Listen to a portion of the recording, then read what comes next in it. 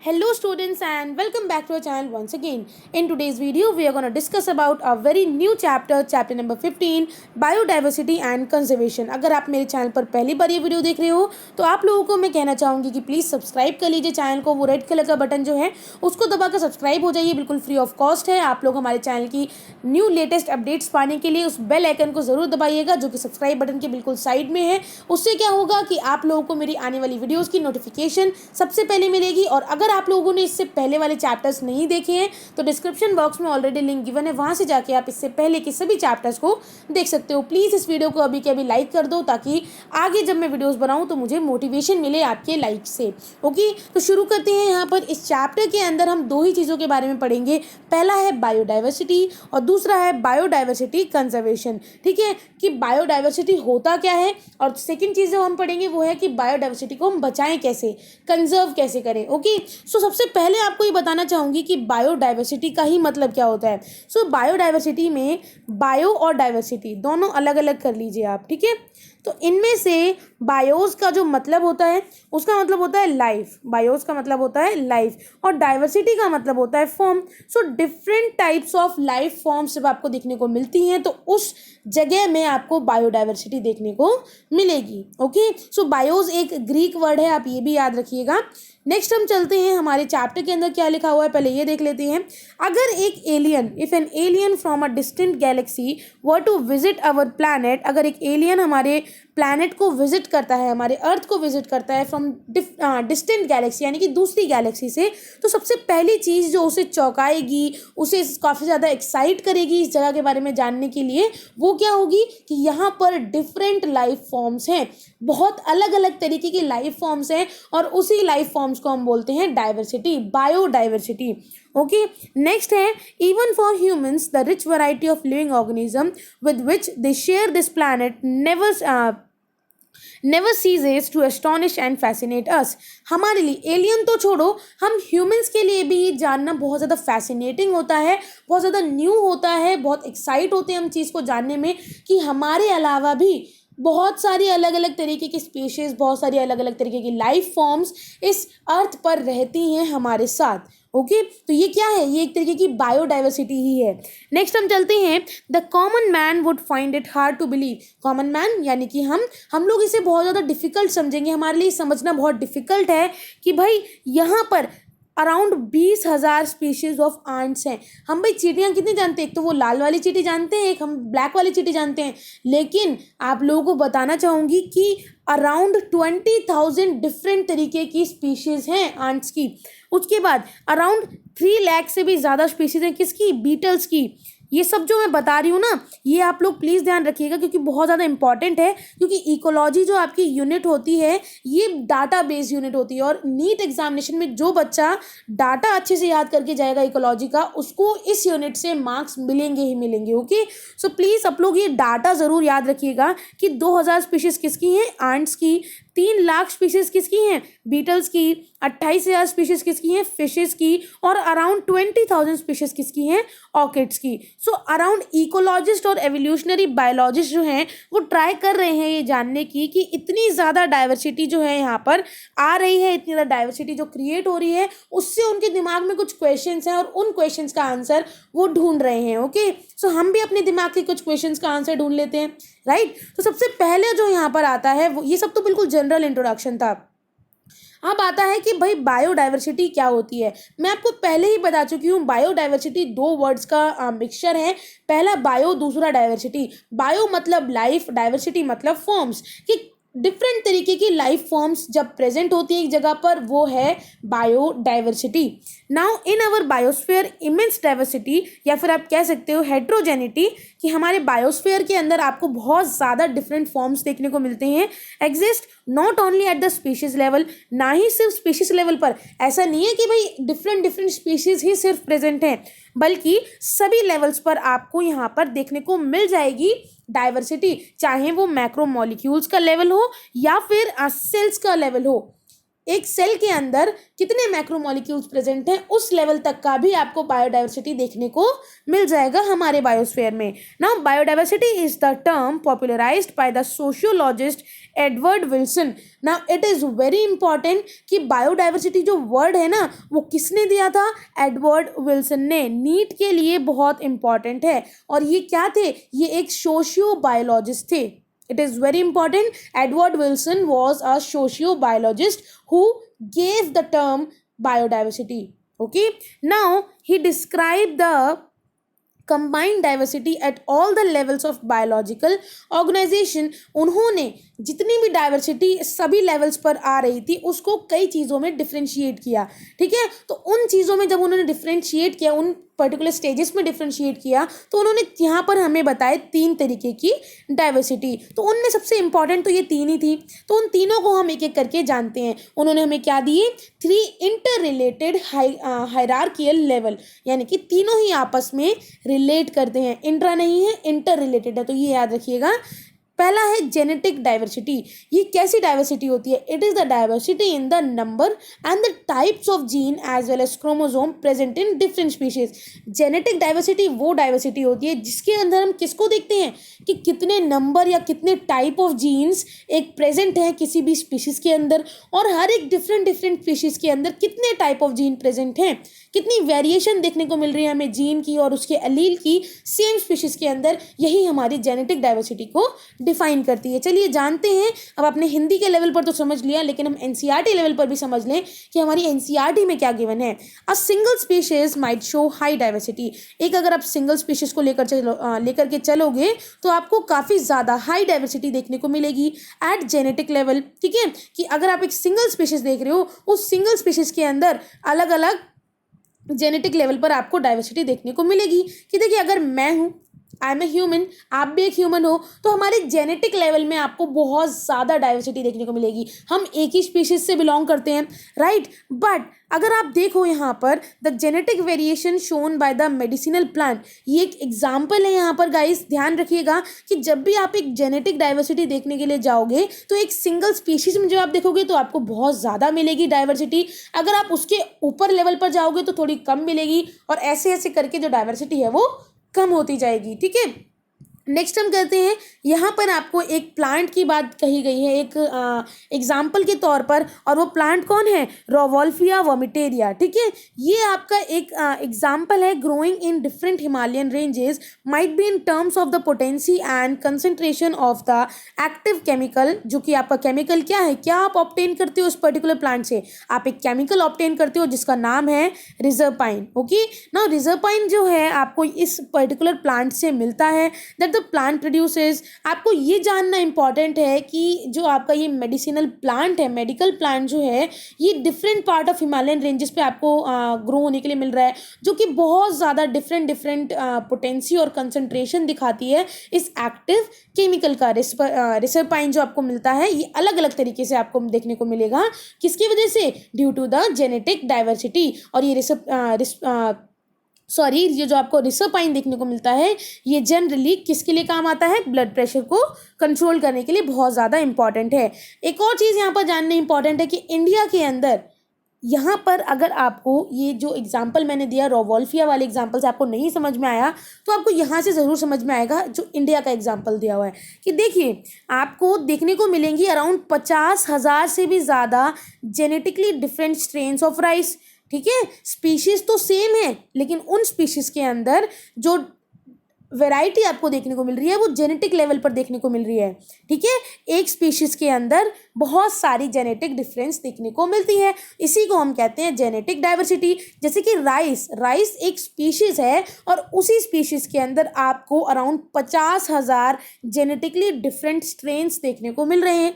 उसी की तरह आपको मैंगो एक स्पीशीज़ है और उस स्पीशीज़ के अंदर आपको जेनेटिक लेवल पर अराउंड 1000 डिफरेंट वैरायटीज़ देखने को मिल रही हैं. और यही वैरायटी क्या है, ये एक जेनेटिक डाइवर्सिटी को दिखाती है, दर्शाती है. ओके, तो ये यहाँ पर क्लियर हो गया कि भाई जेनेटिक डाइवर्सिटी कितनी ज़्यादा इंपॉर्टेंट है समझना. एज वेल एज अगर मैं हूँ और आप हो, अगर मेरे जो जीन्स हैं वो डिफरेंट हैं और आपके भी जीन्स जो हैं वो डिफरेंट हैं, तो इससे क्या होगा कि हम दोनों की जो जेनेटिक डाइवर्सिटी है वो ज़्यादा होगी. हम लोग एक दूसरे से बहुत ज़्यादा अलग होंगे, लेकिन हम दोनों की स्पीशीज़ क्या है, स्पीशीज़ सेम है, जो कि हम लोग ह्यूमंस हैं, राइट। उसी तरह से अब हम नेक्स्ट चलते हैं स्पीशीज़ डाइवर्सिटी पर। अब हमने इतनी बात की है स्पीशीज़ डाइवर्सिटी की, तो इसको भी जान लें कि भाई इनके बीच में भी कैसे वेरिएशन आते हैं, कैसे डिफरेंट फॉर्म्स आते हैं। Okay, so species diversity is the variety in the number, कि भाई कितने नंबर यहाँ पर वैरी कर रहे हैं, कितनी ज़्यादा नंबर में प्रेजेंट है स्पीशीज़,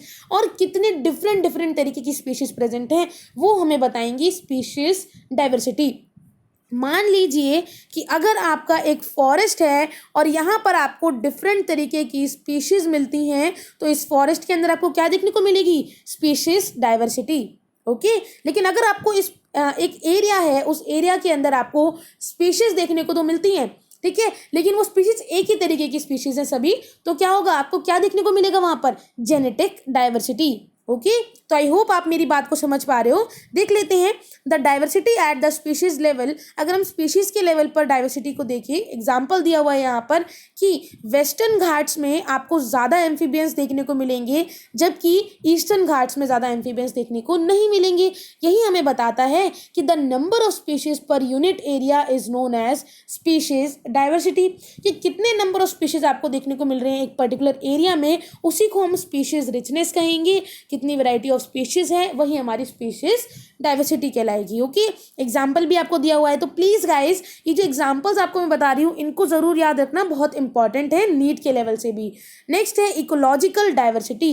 ना इकोलॉजिकल डाइवर्सिटी क्या होती है, ये एक इस तरीके की वैरायटी होती है, इस तरीके की डाइवर्सिटी होती है of different forms in the ecosystem due to diversity. देखो, इकोलॉजिकल डाइवर्सिटी का मतलब ही होता है कि आपको डिफरेंट तरीके की लाइफ फॉर्म्स देखने को मिले एक इकोसिस्टम में। आपका एक इकोसिस्टम है, यहाँ पर आपको डिफरेंट तरीके की लाइफ फॉर्म्स देखने को मिल रही है, ठीक है। एक स्क्वायर बना दिया मैंने, एक मैंने सर्कल बना दिया, एक ट्रायंगल बना दिया, ये सभी समझ लो कि आपकी डिफरेंट तरीके की लाइफ फॉर्म्स हैं एक पर्टिकुलर इकोसिस्टम के अंदर। अब इन इकोसिस्टम के अंदर आपको डाइवर्सिटी तो मिलेगी ही मिलेगी, और वो डाइवर्सिटी मिलेगी किस लेवल पर, या तो वो नीश लेवल पर हो, ठीक है, कि क्या फंक्शन है किस स्पीशीज़ का, उस लेवल पर आपको डाइवर्सिटी देखने को मिलेगी। दूसरा ट्रॉपिक लेवल पर आपको देखने को मिलेगी। तीसरा है कि इकोलॉजिकल प्रोसेस कैसे हो रहे हैं उन पर्टिकुलर लाइफ फॉर्म्स के अंदर, उसके ऊपर आपको डाइवर्सिटी देखने को मिलेगी। तो क्या होगा कि जैसे अब फंक्शंस क्या हो सकते हैं कि भाई न्यूट्रिएंट साइक्लिंग कैसे कैसे इसके अंदर अपनी जगह बना रही है, न्यूट्रिएंट साइक्लिंग क्या है इस पर्टिकुलर वैरायटी की, फूड वेब क्या है यहाँ पर, एनर्जी फ्लो कैसे हो रहा है, क्या रोल है यहाँ पर डोमिनेंट स्पीशीज़ का, कीस्टोन स्पीशीज़ क्या है यहाँ पर, ठीक है, और इंट्रैक्शन एक स्पीशीज़ का दूसरे स्पीशीज़ के साथ क्या इंट्रैक्शन है, वो भी बहुत ज़्यादा मैटर करता है। तो एक इकोसिस्टम के अंदर बहुत सारी स्पीशीज़ रहती हैं, और फिर वो स्पीशीज़ जो हैं अपने अंदर डाइवर्सिटी क्रिएट करती हैं, अलग अलग स्पीशीज़ हैं, तो ऑब्वियस सी बात है कि वहाँ पर डाइवर्सिटी तो होगी ही होगी, ठीक है, डिफरेंट फॉर्म्स तो होंगे होंगे। अब ये डाइवर्सिटी बटी कैसे, ठीक है, डिफरेंट तरीके से कैसे इन्हें बांट दिया गया, ये डिपेंड किया उनके नीश के ऊपर कि उनका फंक्शन क्या है, उनके ट्रॉपिक लेवल के ऊपर, उनके इकोलॉजिकल प्रोसेस जैसे कि उनके न्यूट्रिएंट साइक्लिंग क्या है, फूड वेब कौन सा है, एनर्जी फ्लो क्या है, इस सब के ऊपर डिपेंड होकर हमें एक पूरी इकोलॉजिकल डाइवर्सिटी देखने को मिलती है। अगर आसान शब्द में कहूँ तो ecological diversity means the diversity in the ecosystem. Okay, next हम चलते हैं हमारे इसी चीज़ को हम एक बार एनसीईआरटी लेवल पर भी पढ़ लेते हैं। एट द इकोसिस्टम लेवल पहले हमने जेनेटिक लेवल पर देखा, फिर हमने उससे बड़े यानी कि स्पीशीज़ लेवल पर देखा, अब हम स्पीशीज़ को भी सभी स्पीशीज़ को लेकर के आए हैं किसके अंदर, इकोलॉजिकल यानी कि इकोसिस्टम के अंदर। जान लीजिए सबसे छोटा हमने पढ़ा जेनेटिक। अब अगर एक स्पीशीज़ के अंदर ही हम डिफरेंट जेनेटिक डाइवर्सिटी देख सकते हैं, उसके बाद हम गए स्पीशीज़ के लेवल पर। इस स्पीशीज़ के अंदर भाई हमें इस डाइवर्सिटी के अंदर हमें डिफरेंट स्पीशीज़ देखने को मिलेंगी। अब हम आ गए उन स्पीशीज़ के भी इकोसिस्टम पर, ठीक है, एक इकोसिस्टम के अंदर डिफरेंट तरीके की आपको स्पीशीज़ देखने को मिल जाएंगी। तो अब यहाँ पर आपको क्या, जब डिफरेंट तरीके की स्पीशीज़ देखने को मिल रही हैं तो क्या होगा, यहाँ पर आपको देखने को मिलेगी ecological diversity. Now at the ecosystem level पर अगर हम देखें इंडिया के अंदर फॉर इंस्टेंस विद इट्स, देखो इंडिया के अंदर क्यों है ऐसा, क्योंकि इंडिया के अंदर हमें काफ़ी ज़्यादा वैरायटी में इकोसिस्टम देखने को मिलते हैं, बहुत ज़्यादा डिफरेंट तरीके के इकोसिस्टम देखने को मिलते हैं। जैसे कि पहला हो गया डेजर्ट वाला इकोसिस्टम, फिर रेन फॉरेस्ट, फिर मैनग्रोव, फिर कोरल लीव्स, फिर हो गया रीफ्स, फिर हो गया आपका वेटलैंड्स, स्टेरियस, फिर आपका alpine meadows has a greater ecosystem diversity than a Scandinavian country like Norway. ऐसा क्यों है? ऐसा होता क्यों है? वो इसलिए होता है कि देखो आपकी यह अर्थ, ठीक है, ऐसा शेप नहीं होता अर्थ का, बट मान लो ठीक है, इतना तो मान सकते हो। मान लिया ये है आपका इक्वेटर ना, इंडिया जो है वो इक्वेटर पर आता है, ठीक है। तो इक्वेटर पर आपकी डाइवर्सिटी ज़्यादा देखने को मिलेगी as compared to the poles. Poles पर आपको जो डाइवर्सिटी है वो कम देखने को मिलेगी। ओके, क्योंकि ऐसा क्यों होता है? बिकॉज यहाँ पर आपको जो रीजन्स मिलते हैं, जो डिस्टर्बेंस मिलती है ना, वो काफ़ी कम मिलती हैं एट जो आपके पोल्स वाले लेवल होते हैं। जो आपके यहाँ पर पोल्स वाला एरिया है, यहाँ पर आपको डिस्टर्बेंस भी ज़्यादा होती है, ठीक है। टाइम टू टाइम चेंजेस भी आते रहते हैं, जिसकी वजह से क्या होता है कि एक पर्टिकुलर स्पीशीज़ यहाँ पर उसको जानने से पहले ही वो एक्सटेंट हो जाती है, ठीक है। तो एक और ये रीज़न भी हो सकता है। उसके बाद हम आगे चलते हैं। ये नॉर्वे कंट्री आपकी पोल वाली कंट्री समझ लो, और इंडिया आपकी यहाँ पर इक्वेटर वाली कंट्री समझ लो। इससे आपको एग्जाम्पल समझ में ईजीली आ जाएगा। उसके बाद हम चलते हैं, एक और बहुत इंपॉर्टेंट चीज़ है आपके लिए जानना, that it has taken millions of years of evolution to accumulate this rich diversity in nature. Around millions of years लगे हैं भाई एवोल्यूशन के। हमने इतना ज़्यादा इवॉल्व किया है। हमने क्या, सिर्फ हमने नहीं, बहुत सारी स्पीशीज़ ने इवॉल्व किया है इस पर्टिकुलर डाइवर्सिटी को अचीव करने के लिए। नेचर में आज आपको जितनी अलग अलग तरीके की स्पीशीज़, अलग अलग तरीके की जो डाइवर्सिटी, अलग अलग तरीके की लाइफ फॉर्म्स आपको देखने को मिलती हैं, वो सब बहुत ज़्यादा मेहनत, बहुत ज़्यादा टाइम के बाद हुआ है। और but we could lose all that wealth in less than 2 centuries if the present rates और स्पीशीज लूजेस कंटिन्यू। लेकिन जितने मिलियंस ऑफ ईयर्स लगे थे ना, उससे भी बहुत छोटा टाइम लगेगा इस सब को गंवाने में, ठीक है। हम इस वेल्थ को, हम अपनी इस इतनी बड़ी कमाई को अराउंड 2 century मतलब क्या होता है, 200 ईयर्स के अंदर अंदर ही हम यहाँ पर खो देंगे इसे। अगर जो हमारा लॉस हो रहा है इन सभी स्पीशीज़ का, वो ऐसे ही होता रहा तो। Biodiversity and its conservation are now vital environmental issue of international concern as more and more people around the world begin to realise the critical importance of biodiversity for our survival and well being on this planet. क्या होता है कि biodiversity, ठीक है, जो different life forms हैं, और उसको बचाना यानी कि उसका कंजर्वेशन, ये एक बहुत ही ज़्यादा बड़ा इन्वायरमेंटल इशू बन चुका है। क्योंकि ज़्यादातर सभी कंट्रीज़ ने, जितनी बहुत सारी कंट्रीज़ हैं जिनको ये बात समझ में आ चुकी है कि हमारे पूरे वर्ल्ड के इस लेवल पर इस अर्थ पर रहने के लिए हमें अपनी बायोडाइवर्सिटी को बचाना पड़ेगा। अगर हम ऐसा नहीं करते हैं तो हम अपनी पूरी डाइवर्सिटी को खो देंगे। उसी के साथ साथ फिर हमारी जो जितनी भी स्पीशीज़ हैं वो भी एक्सटेंट होनी शुरू हो जाएंगी, और हम इस अर्थ पर सर्वाइव नहीं कर पाएंगे। ओके, नेक्स्ट हम चलते हैं, how many species are there on earth and how many in India. सबसे पहली बात, आप इंडियन हो तो आप इस इंडियन चीज़ को ज़्यादा समझ पाओगे कि कितनी स्पीशीज़ पूरी अर्थ पर हैं और इंडिया के अंदर कितनी स्पीशीज़ हैं, ये जानना ना। इंडिया से इसका लेना देना कुछ है नहीं। मेन बेसिक बात ये है कि पूरी अर्थ पर कितनी है और जो आपका इक्वेटर एरिया है वहाँ पर कितनी स्पीशीज़ हैं, ये जानने इंपॉर्टेंट है। Since there are published records of all the species discovered and named, we know how many in all have been recorded so far. देखो, जितने भी यहाँ पर रिकॉर्ड्स आपको पता है सभी स्पीशीज़ के, जितनी डिस्कवर की गई हैं, जितनों के नाम रखे गए हैं कि हाँ ये स्पीशीज़ है, ये स्पीशीज़ है, we know how many species in all have been recorded so far. हम जानते हैं कि कितनी सारी स्पीशीज़ जो हैं अब तक रिकॉर्ड कर ली गई हैं। लेकिन ये इजी नहीं होगा आंसर करना कि इन क्वेश्चंस का कि कितनी स्पीशीज़ अर्थ पर प्रेजेंट हैं, ठीक है। According to IUCN 2004, it is very important that the total number of plant and animal species described so far is slightly more than 1.5 million. आप अगर देखो टोटल नंबर ऑफ प्लांट और एनिमल की species अगर आप इस पूरे अर्थ पर देखो तो वो कितनी बताई जा रही है, 1.5 million. But we have no clear idea of how many species are yet to be discovered and described. लेकिन ये अब तक की बात है, लेकिन हमारे पास अभी कोई आइडिया नहीं है कि कितनी ज़्यादा और स्पीशीज़ डिस्कवर हो सकती हैं या कितनी ज़्यादा और स्पीशीज़ है जिनका हम नाम रख सकते हैं, जिनको हम डिस्क्राइब कर सकते हैं। ओके, बहुत सारी ऐसी स्पीशीज़ भी हैं जिनको हम डिस्कवर तो कर चुके हैं लेकिन उनको डिस्क्राइब नहीं कर पाए हैं, उनको हम नहीं कुछ नाम दे पाए हैं। Now estimates vary widely and many of them are only educated guesses. देखो, बहुत सारी तो आपने ढूंढी भी हैं, आपने नहीं, बहुत सारी बायोलॉजिस्ट ने, इकोलॉजिस्ट ने ढूंढी हैं, लेकिन उनमें से कई तो ऐसी भी हैं जो सिर्फ गेस हैं, ठीक है, जिनको सिर्फ गेस किया गया है कि हाँ ये स्पीशीज़ भी इस पर्टिकुलर एरिया में हो सकती हैं, तो इनको भी इन 1.5 मिलियन स्पीशीज़ के अंदर आप इंक्लूड कर दो, जबकि उन्हें ढूंढा नहीं गया है। For many taxonomic group species inventories are more complete in temperate than in tropical countries. देखो जितने भी टेक्सोनोमिक ग्रुप्स हैं ना, वहाँ पर ये बताया गया है कि जो आपके पर्टिकुलर टेम्परेट रीजन्स होते हैं, जो आपके टेम्परेट रीजन्स है, वहाँ पर जितनी भी स्पीशीज़ को काउंट किया गया है वो बिल्कुल एक्यूरेट है। कि अगर पता किया गया है कि वहाँ पर 40,000 स्पीशीज़ हैं एक टेम्परेट एरिया में, तो वहाँ पर 40,000 ही होंगी, वो बिल्कुल एक्यूरेट है। लेकिन जो आपका ट्रॉपिकल रीजन है, वहाँ पर अगर कोई स्पीशीज़ बताई गई है तो वो एक्यूरेट नंबर नहीं होता, वो गेस्ड नंबर होता है। Wait a second. Okay, so वो क्या होता है, वो एक गेस्ड नंबर होता है ट्रॉपिकल एरिया में, और टेम्परेट एरिया में आपका जो जितनी भी स्पीशीज़ आपको बताई गई हैं वो बिल्कुल एक्यूरेट, बिल्कुल सही होती है।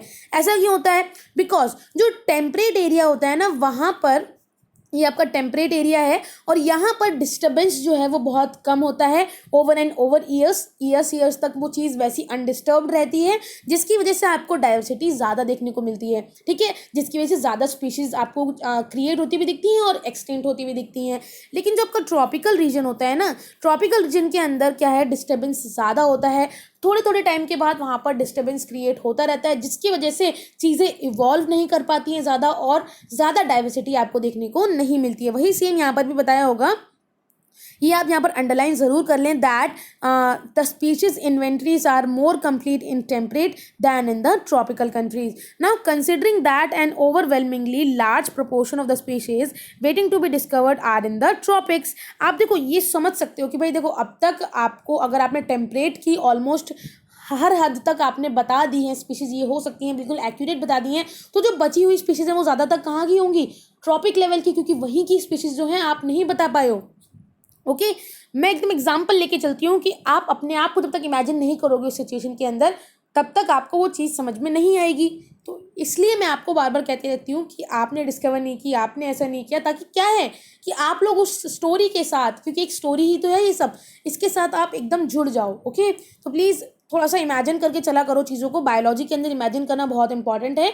अगर आप चीज़ों को इमेजिन नहीं करोगे, उन चीज़ों को आप देखोगे नहीं, ठीक है, प्रैक्टिकल्स नहीं होंगे, तो उतना ज़्यादा आप चीज़ों को नहीं समझ पाओगे। ओके, तो चलते हैं यहाँ पर, that biologist make a statistical comparison of the temperate tropical species richness of an exhaustively studied group of insects and extrapolate this ratio to other group of animals and plants to come up with a gross estimate of the total number of species on earth. क्या किया, कई biologist थे, ठीक है, उन्होंने क्या किया कि जितने भी टेम्परेट और ट्रॉपिकल एरिया के अंदर स्पीशीज़ आपको देखने को मिल रही थी, जितनी वैरायटी देखने को मिल रही थी, उनके ग्रुप ऑफ इंसेक्ट्स को और एक्स्ट्रापोलेट जो भी आपको देखने को मिले, उन सभी के रेशियो को यहाँ पर उन्होंने दूसरे ग्रुप ऑफ एनिमल्स और प्लांट्स के साथ उन्होंने रखा। ठीक है, कंपेयर किया, और उसके बाद कंपेयर करने के बाद उन्होंने क्या किया, आपको estimate total number of species on अर्थ के बारे में बताया। सम एक्सट्रीम एस्टीमेट रेंज फ्रॉम, आपका पहले कितने पता है, जस्ट 1.5 मिलियन, लेकिन जब उन्होंने कंपैरिजन किया तो एस्टीमेट जो बोलते हैं ना कि अनुमान कितना लगाया गया, अराउंड 20 से 50 million, but a more conservative and scientifically sound estimate made by, इतना तो बता दिया गया भाई 20 से 50 मिलियन स्पीशीज़ यहाँ पर हैं। लेकिन अगर इस चीज़ को ना मान के, क्योंकि ये सिर्फ एक अनुमान है, तो इसको और एक्यूरेट बनाने के लिए एक साइंटिस्ट आए, वो कौन थे, आपके रॉबर्ट मे। ठीक है, रॉबर्ट मे ने ग्लोबल स्पीशीज डाइवर्सिटी को कितना एक्यूरेट बताया, अराउंड 7 मिलियन। तो 20 से 50 मिलियन से जब आप 7 मिलियन पर आ जाते हो, तो आपके लिए चीज़ें बहुत ज़्यादा ईजी हो जाएंगी। ओके, तो इन्होंने और एक्यूरेट कर दिया इस पर्टिकुलर स्पीशीज़ के नंबर को, वो क्या है, 7 million. Now let us look at some interesting aspects about earth's biodiversity based on the currently available species inventories. ठीक है, अगर हम देखें यहाँ पर जितने भी एस्पेक्ट हैं हमारी अर्थ की बायोडाइवर्सिटी के, जो कि जितनी भी आपकी स्पीशीज़ यहाँ पर इन्वेंट की गई हैं, जितनी भी स्पीशीज़ यहाँ पर डिस्कवर की गई हैं, उनके बारे में अगर देखें तो around 70% of all the species recorded are animals. जो 70%, ये बहुत इंपॉर्टेंट डाटा है यहाँ पर, कि जो 70% स्पीशीज जितनी भी डिस्कवर की गई हैं वो क्या है, एनिमल्स। जबकि जो प्लांट्स हैं, जिनके अंदर हम क्या क्या इंक्लूड कर सकते हैं, algae, fungi, bryophytes, gymnosperm and angiosperm, ये सभी क्या है, around 22% of the total.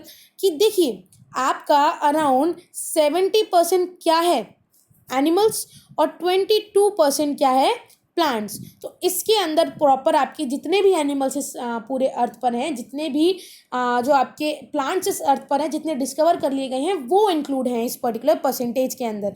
Now among animals, animals के अंदर 70% तो देखो एनिमल्स हैं पूरे स्पीशीज़ के अंदर, सभी स्पीशीज़ के अंदर 70% क्या है, एनिमल। और इन एनिमल्स में से भी अराउंड जो मोस्ट स्पीशीज़ है टेक्सोनॉमिक ग्रुप में जो रिच है वो क्या है, इंसेक्ट। ठीक है, सबसे ज़्यादा इंसेक्ट हैं 70%। अगर आप कहो 70% का भी 70% जो है क्या होती है, इंसेक्ट्स होती है। That means out of her 10 animal में से 7वां क्या है, इंसेक्ट। आप यहाँ समझो, वो थोड़ा सा कंफ्यूजिंग हो जाएगा। ये देखो 70% आपकी एनिमल्स हैं, 22% प्लांट्स हैं।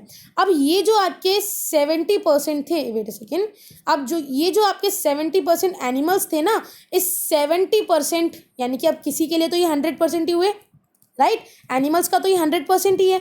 तो इस 100% में से 70% क्या हुआ, इंसेक्ट। 70% क्या हुआ, इंसेक्ट। तो इसको अगर हम न्यूमेरिक वैल्यू पर देखना चाहें तो हर 10 एनिमल में से 7 एनिमल कौन होते हैं, इंसेक्ट। ठीक है, और 3 एनिमल होते हैं कोई दूसरे एनिमल्स, लेकिन जो 7 है ना, वो 7 क्या हैं, आपके इंसेक्ट। तो इससे पता चलता है कि इंसेक्ट कितनी ज़्यादा अमाउंट में प्रेजेंट है, कितनी ज़्यादा स्पीशीज आपको इंसेक्ट्स की देखने को मिलेगी। Now again how do we explain this enormous diversification of insect. फिर से हम जानते हैं कि भाई इतने ज़्यादा इंसेक्ट्स हैं, इतनी ज़्यादा डाइवर्सिटी है इंसेक्ट के अंदर, तो हम इसको कैसे एक्सप्लेन करेंगे। So the number of fungi species in the world is more than the combined total of the species of fishes. देखो जैसे मैंने कहा कि इंसेक्ट्स जो हैं, ओवरऑल जितने भी एनिमल्स इस पूरे अर्थ पर, जितनी भी स्पीशीज प्रेजेंट हैं इस पूरे अर्थ के ऊपर, 70%, 100 में से 70% तो आपके एनिमल्स हैं और 22% आपके प्लांट्स हैं। उस 70% का अराउंड 3/4 पार्ट जो है वो क्या है, आपके इंसेक्ट्स। उसी तरीके से अगर मैं प्लांट्स की बात करूं तो प्लांट्स के अंदर आपकी 22% एरिया कवर हो जाता है। और उसी की तरह जैसे इंसेक्ट्स की बात हो रही थी, वैसी फंजाई की बात भी है कि फंजाई की जो स्पीशीज़ है वो जनरली टोटल एरिया कवर करती है, मतलब टोटल डाइवर्सिटी कवर करती है, जितनी कि फिशेस, एम्फीबियंस, रेप्टाइल्स और मैमल्स भी नहीं करते मिलके। जितना मैमल्स, रेप्टाइल्स, एम्फीबियंस और फिशेस की डाइवर्सिटी होगी, उससे भी कई ज़्यादा डाइवर्सिटी किसकी आपको देखने को मिलेगी, कई ज़्यादा स्पीशीज़ आपको किसकी देखने को मिलेगी, फंजाई की। Now biodiversity is depicted showing species number of major taxa. जो आपने फर्स्ट चैप्टर डाइवर्सिटी वाला चैप्टर जो आपने पढ़ा था क्लास 11th के अंदर, उसके ऊपर ये बेस्ड है। नाउ एक चीज़ आप लोगों को बताना चाहूँगी, जो भी कुछ आपने ऊपर पढ़ा वो आप यहाँ पर इजीली समझ पाओगे। देखो पहला आपका जो ये पाई चार्ट है वो है इनवर्टिब्रेट्स का, दूसरा वर्टिब्रेट्स का, तीसरा है आपका प्लांट्स का। तो देखो एनिमल को तो इन्होंने 2 तरीके से बांट दिया, पहला इनवर्टिब्रेट्स और दूसरा है आपका वर्टिब्रेट्स। तो इसमें देखो 70% तक आपका जो 70% आपके एनिमल्स थे ना, उसमें से भी अराउंड 3/4 पार्ट किसका है, इंसेक्ट्स का। और उसके बाद जब का 4th वाला पार्ट है उसके अंदर आपके बाकी के एनिमल्स आ जाते हैं। और सेम आपका जाता है वर्टिब्रेट्स के अंदर, ठीक है, एनिमल्स के अंदर ही है, वर्टिब्रेट्स के अंदर उसमें क्या है कि फिशेस जो हैं आपकी 50% आपकी फिशेस हैं और बाकी के 10% क्या है, mammals, birds, reptiles, amphibians. Okay, और प्लांट्स के अंदर आपको क्या देखने को मिल रहा है कि यहाँ पर फंजाई जो हैं, प्लांट्स के अंदर फंजाई जो है वो अराउंड आपको 60% आप मान के चल सकते हो, 60% या फिर 40% आप मान के चल सकते हो कि 40% आपके फिशेज हैं, सॉरी फंजाई हैं, 40% आपके एंजियोस्पर्म हैं और बाकी के जो आपकी बची हुई 20% हैं उसमें आप इनको डिवाइड कर सकते हो, algae, lichen, mosses, ferns and allies. Okay, तो यहाँ पर इस ग्राफ से आपको क्या सीखना है वो मैं बताती हूँ। इस ग्राफ से आपको ये समझना है कि इनवर्टिब्रेट्स के अंदर सबसे ज़्यादा क्या होते हैं, ये कर लेते हैं, इनवर्टिब्रेट्स के अंदर सबसे ज़्यादा क्या होते हैं आपके इंसेक्ट्स, ठीक है। फिर उसके बाद उससे कम क्या होते हैं दूसरे एनिमल्स, अदर एनिमल्स। उससे कम क्या होते हैं आपके मोलस्क और उससे कम क्या होते हैं आपके दूसरे वाले क्रस्टेशियंस। ओके, उसके बाद आपका आता है आपका वर्टिब्रेट्स, ठीक है, इनवर्टिब्रेट्स हो चुका। फिर आता है वर्टिब्रेट्स। वर्टिब्रेट्स में सबसे ज़्यादा क्या है आपके पास, फिशेस, उससे कम क्या है बर्ड्स, उससे कम क्या है रेप्टाइल्स, उससे भी कम क्या है मैमल्स और सबसे कम क्या है एम्फीबियंस। ओके, ये जानना इंपॉर्टेंट है कि सबसे ज़्यादा वर्टिब्रेट्स में क्या है, फिर उससे कम क्या है, उससे कम क्या चीज़ यहाँ पर स्पीशीज ऑक्यूपाई करती है स्पेस को। ठीक है, उसके बाद हम चलते हैं नेक्स्ट पर, जो कि है हमारा प्लांट्स। नो, प्लांट्स के अंदर सबसे ज़्यादा क्या पाया जाता है? सबसे ज़्यादा पाए जाते हैं फंजाई, जो आपको पहले ही बता चुकी हूँ। फिर आते हैं आपके एल्गे, फिर आते हैं आपके मॉसेस, देन आते हैं फर्न्स एंड लाइकेंस। ठीक है, फर्न्स एंड आपके लाइकेंस। तो ये सभी क्या है? ये सभी आपका नंबर है कि कितने नंबर में आपको मिलते हैं इनवर्टिब्रेट्स, वर्टिब्रेट्स और आपके प्लांट्स। तो ये डायग्राम तो आपको ये चीज़ बता देता है। और एक और चीज़ आप जान लीजिए कि क्या नंबर होता है इन सभी का। नंबर अगर आपको आगे एनसीईआरटी में बताएंगे तो वेल एंड गुड है, और अगर नहीं बताएंगे तो मैं आपको यहाँ पर बता देना चाहूँगी कि जितनी भी स्पीशीज़ यहाँ पर पूरे वर्ल्ड के अंदर आइडेंटिफाई कर ली गई हैं वो क्या है। हायर प्लांट जो हैं आपके, वो कितने पाए गए हैं? 2,70,000। ओके, जो आपके एल्गे हैं, एल्गे कितने पाए गए हैं? 40,000। ये सभी क्या है? ये सभी इसका नंबर है। ठीक है, 70% तो आपके एनिमल्स होते हैं। ठीक है, और उस 70 में से भी उसका भी 70% क्या होता है? इंसेक्ट होते हैं। ये चीज़ तो जान गए आप, बिल्कुल सही जान गए, बार बार रिपीट करने की जरूरत नहीं है। उसके आगे अब आते हैं फंजाई। फंजाई कितने माने गए हैं? देखो, नीट के अंदर data is the main thing. Ecology unit के अंदर अगर नीट के लिए प्रिपेयर कर रहे हो तो data is the main thing. अगर आप डाटा नहीं प्रिपेयर करोगे तो समझ लीजिए आपने कुछ भी प्रिपेयर नहीं किया है। तो फंजाई कितने हैं? फंजाई आपके हैं 72,000। ठीक है, नोट्स बना लो अगर अब तक नहीं बनाए हैं तो। ठीक है, बैक्टीरिया, बैक्टीरिया कितने नंबर में है? 4,000। उसके बाद मैमल्स, मैमल्स कितने हैं? 1,550। उसके बाद आता है आपका, नो मैमल्स इतने नहीं है, वेट अ सेकेंड, आपके जो मैमल्स हैं वो हैं 4,650। उसके बाद हम आते हैं वायरस। वायरस कितना है? 1,550। ओके, उसके बाद हम नेक्स्ट चलते हैं, बर्ड्स कितनी मिलेंगी आपको? 9,700। उसके बाद रेप्टाइल कितने मिलेंगे? 7,750। उसके बाद फिशेज आपको कितनी मिलेंगी? 26,959। ये सारा डेटा है, प्लीज़ इसको याद रखिएगा। उसके बाद आपको मोलस्का कितने मिलेंगे? 70,000। ये सब स्पीशीज के नंबर हैं, इतने आपको मिलेंगे। ठीक है, लाइकन कितने हैं? 20,000 2,000। ओके, उसके बाद जो बाकी बचे हुए अदर इनवर्टिब्रेट्स जो हैं, अदर इनवर्टिब्रेट जो हैं वो हैं अराउंड 8,329। ओके, तो ये चीज़ आप याद रखिए, बहुत इंपॉर्टेंट है आपके नीट के पॉइंट ऑफ व्यू से भी एज वेल एज आपके बोर्ड के पॉइंट ऑफ व्यू से भी। ओके, यहाँ तक हमने कंप्लीट किया। इसके बाद हम देखते हैं, जो आपने ये जो डायग्राम पूरा देखा ना, ये सभी पाई चार्ट्स थे कि क्या ग्लोबल पूरे वर्ल्ड के लेवल पर जो डाइवर्सिटी है वो क्या है, बायोडाइवर्सिटी जो है वो क्या है। It should be noted that these estimates do not give any figures for prokaryotes. आपको ये ज़रूर जान लेना चाहिए कि आपने यहाँ पर यूकैरियोट्स तो सभी डिस्कस कर लिए, लेकिन प्रोकैरियोट्स कोई भी डिस्कस नहीं किए, बिकॉज ये जितने भी आपको डायग्राम दिए गए, जितना भी आपको यहाँ पर बताया गया है, ये सभी में प्रोकैरियोट स्पीशीज़ को नहीं इंक्लूड किया गया। ऐसा क्यों? बिकॉज जो बायोलॉजिस्ट थे वो नहीं श्योर नहीं थे बिल्कुल भी about how many prokaryote species there might be, कि कितनी ज़्यादा आपकी प्रोकैरियोट स्पीशीज़ जो हैं पाई जा सकती हैं। The problem is that conventional taxonomic methods are not suitable for identifying microbial species and many species are simply not culturable under laboratory conditions। ये मेन प्रॉब्लम क्या थी? बायोलॉजिस्ट भाई क्यों नहीं पता कर पाए? वो इसलिए बिकॉज जो आपका बायोकेमिकल या फिर मॉलिक्यूलर क्राइटेरिया था किसी भी चीज़ को जानने का, किसी भी स्पीशीज़ के तरीके को जानने का, वो इस प्रोकैरियोटिक लेवल पर काम नहीं कर रहा था। ठीक है, तो आपका टैक्सोनॉमिक मेथड्स थे वो इन माइक्रोबियल स्पीशीज़ पर, या बहुत सारी ऐसी स्पीशीज़ हैं जिन पर काम नहीं कर रहा था, और बहुत सारी ऐसी स्पीशीज़ भी होती हैं जो लैब की कंडीशंस में नहीं बनाई जा सकती हैं। नाउ अगर हम इस चीज़ को एक्सेप्ट कर लें दैट बायोकेमिकल और molecular criteria for delineating species for this group, then their diversity alone might run into millions। अगर हम देखो इन बायोकेमिकल या फिर मॉलिक्यूलर क्राइटेरिया को अगर हम मान लें कि ये स्पीशीज़ भी होती हैं इस ग्रुप के अंदर, तो इनका कितना अराउंड मिलियंस के अंदर जाके नंबर बैठेगा, और आप लोग फिर और ज़्यादा आपके लिए डिफ़िकल्ट हो जाएगा। ओके, ऑल्दो इंडिया के पास around only 2.4% of the world's land area है। देखो, एक चीज़ जाननी है यहाँ पर, वो इम्पोर्टेंट क्या है कि इंडिया के पास कितना लैंड एरिया है? पूरे वर्ल्ड के एरिया के अंदर से कितना लैंड एरिया है? सिर्फ और सिर्फ 2.4%। लेकिन उसका जो शेयर है of the global species diversity is an impressive, सिर्फ 2.4% ऑफ लैंड एरिया होने के बावजूद जो पूरे एरिया है, पूरा जो आपका वर्ल्ड है, उसके अंदर इंडिया का जो स्पीशीज डाइवर्सिटी लेवल है वो क्या है, 8.1%. That is what makes our country one of the 12 mega diversity country. यही है जो हमारी कंट्री को उन 12 कंट्री में से एक बनाती है जो कि बहुत ज़्यादा डाइवर्सिटी रखती हैं. ओके, ऐसी 12 कंट्री हैं जिनमें से एक हमारी इंडिया भी है. नाउ कितनी स्पीशीज़ हैं, 45,000 स्पीशीज़ तो आपको प्लांट्स की मिल जाएंगी and twice as many of animals have been recorded from India. 45,000 आपको स्पीशीज़ किसकी मिलेंगी, प्लांट्स की, और इसी का ट्वाइस यानी कि 1,10,000, ठीक है, नो नॉट 1,10,000, 90,000 स्पीशीज़ आपको किसकी देखने को मिलेंगी, एनिमल्स की, यानी कि डबल ऑफ द प्लांट.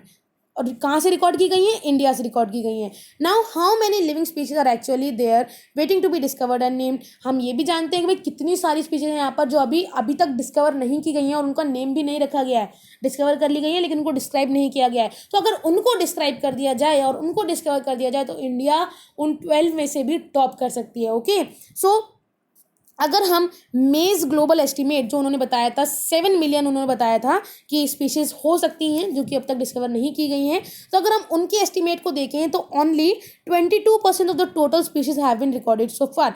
तो उसमें से सिर्फ 22% ग्लोबल स्पीशीज़ को ही डिस्कवर किया गया है और बची हुई अराउंड जितनी स्पीशीज़ आपकी बचती है, जितनी परसेंट आपकी बचती है, वो अब तक रिकॉर्ड नहीं की गई है. 7 मिलियन में से सिर्फ 22% ही स्पीशीज़ अब तक रिकॉर्ड की गई हैं. Now applying this portion to India's diversity figure, अगर हम इसको इंडिया के डाइवर्सिटी फिगर पर अगर हम बताएं, अगर उस पर हम अप्लाई करें, so we estimate that there are probably more than 1 lakh species, यानी कि 1 लाख आपको प्लांट स्पीशीज़ देखने को मिलेंगी और अराउंड 3 लाख आपको एनिमल स्पीशीज़ मिलेंगी जो कि अब तक डिस्कवर नहीं की गई हैं. ओके, नाउ नेक्स्ट हम चलते हैं, consider the immense trained manpower जो कि टैक्सोनॉमिस्ट हैं and the time required to complete the job. आप खुद सोचिए कि इसको कंप्लीट करने के लिए, इस पूरे टास्क को कंप्लीट करने के लिए कितना ज़्यादा टाइम लगेगा और कितनी ज़्यादा मेहनत, ठीक है, जितने भी टैक्सोनॉमिस्ट लगेंगे इस चीज़ को जानने में वो कितना ज़्यादा होगा.